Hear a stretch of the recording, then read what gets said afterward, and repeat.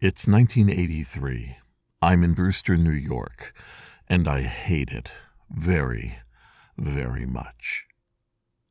This is Jason Scott Talks His Way Out of It, a podcast about technology, history, and getting myself out of debt. Thanks to Jeff Atwood and the hundreds of other supporters on Patreon and elsewhere who have been supporting me and helping me get out of debt. My mother has moved us from Fishkill, New York to Brewster, New York, having a deal where she and her 3 children can rent a house for a relatively cheap price, and we enter the Brewster school system, where I'm at Henry H. Wells Middle School. I hate everything about this. Fishkill felt green and had possibilities. Brewster feels gray and lost and terrible. I'm sure for some people, any town has different character based on where they are, but where I am, in a family of divorce and in a place I don't know, I hate it. I live in a house just down the main drag, Main Street, of Brewster, New York, and I don't like being anything, and I don't enjoy any aspect of it. I don't like the accents, I don't like the people, I don't like the feeling of this town. My perspective as a 12-year-old is somewhat cramped. I don't know the full makeup of the town, I don't know its story. All I know is what I observe, in parallel, then and now. It didn't take me long to infer that Brewster at one point had been a thriving little town. It had a large movie theater and many different buildings made of stone, but by the 80s it had lost something. It had a feeling of being hollowed out and infested by people with no hope or no dreams left to have. And I felt that as somebody who was living a very gray existence. I've described this time as my darkest time, when I truly struggled to find a reason to continue to exist. Instead of having a sense of possibility and openness, I felt life had entered a dead end that I would never get out of. It was only pure luck, really, that I discovered the toeholds, the seeds from which I would crawl out of into worlds beyond. And it's almost breathtaking, the small slivers of the possibilities that were entering even when I was so far gone. I thought the story of my life was over. There was Compute magazine available at the local drugstore, which I purchased and read, and had possibilities in programs to type in and stories about products and computers that I could dream about having. My parents bought me a computer, an Atari 800, which would be my way to play game software. There were Apple IIs at school, but I didn't like school at all. So for me, it was always about what I could buy locally. It was always about what my Atari could do. Brewster's Main Street had 2 kinds of businesses besides boarded up ones. Businesses that had been there for decades, and either through really good leases or ownership by the proprietors were going to be there for a long time. Bars, pool halls, the drugstore. And then there were businesses that would pop up, do their best to thrive, and then disappear anywhere from 6 months to a few years, surrendering and retreating back into the dreams of their owners. It was here that I found a computer store run by Mr. Hernandez, and I would come down and just walk among the products he was selling, thinking about ones I could buy. At the time, I didn't have really any money, so only once in a while would I buy a program. I bought a Scott Adams adventure game. I bought the preppy video game from the same store. Peppered among these bars and businesses in Brewster were video games, sometimes just one in the lobby of a restaurant or a pool hall where I could get in, or in a bar where I had no chance of entering. For a short time, there was actually a full-fledged arcade in one of the stores. It was, very simply, a truly grotty place.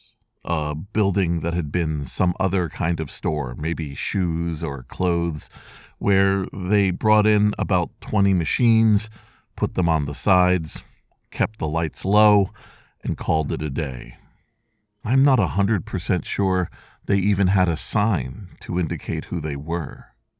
But I played video games there, sometimes for the first time, games like Defender or Mappy or Jungle Hunt, putting myself into these worlds as I had before when I played at arcades in other homes. In this way, I found small bits of light refuge in what was otherwise a dark and sad place.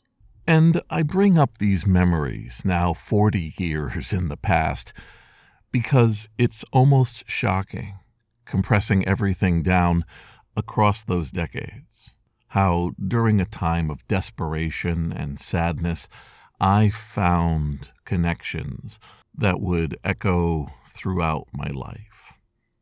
In Brewster, I first played a Scott Adams adventure.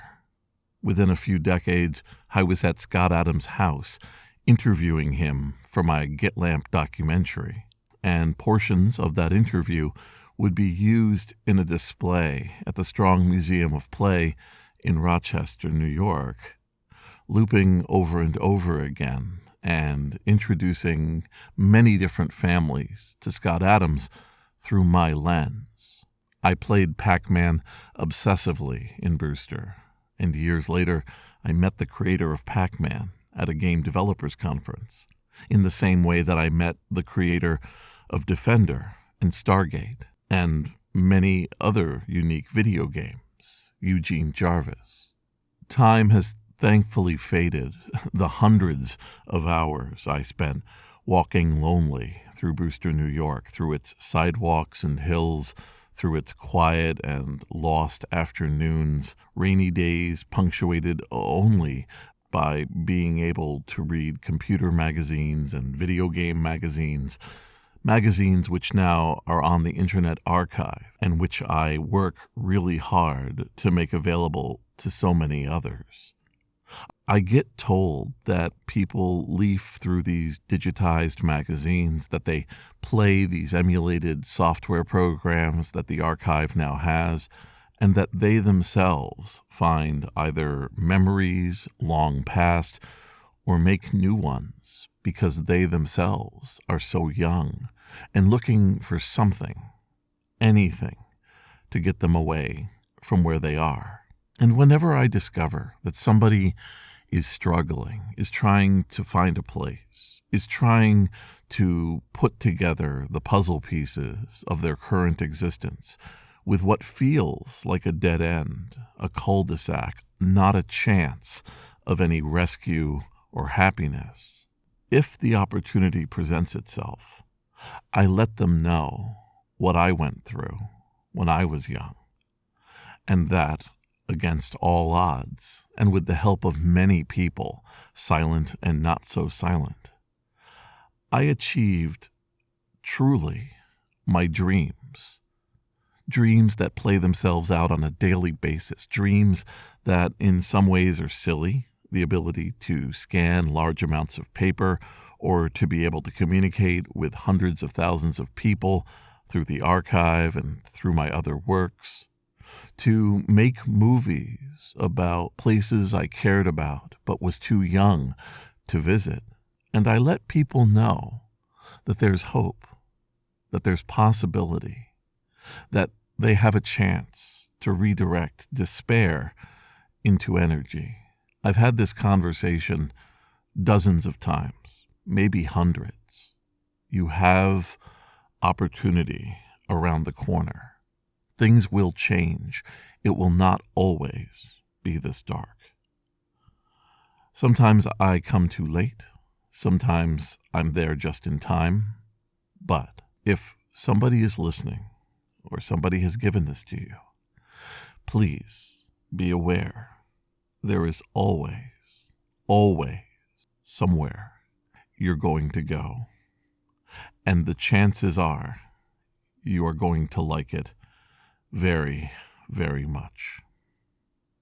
This is Jason Scott, talks his way out of it, thanks to James Bekoyanu, Ernie Hershey, Michael Rubin, David Fisher, Dilip Reddy, Sean Kelly, Trixie the Cat, Joey Mink, Martin, Sembiance, Benjamin Guts, and Anonymous, along with the hundreds of other supporters on Patreon and elsewhere who are supporting me and helping me get out of debt.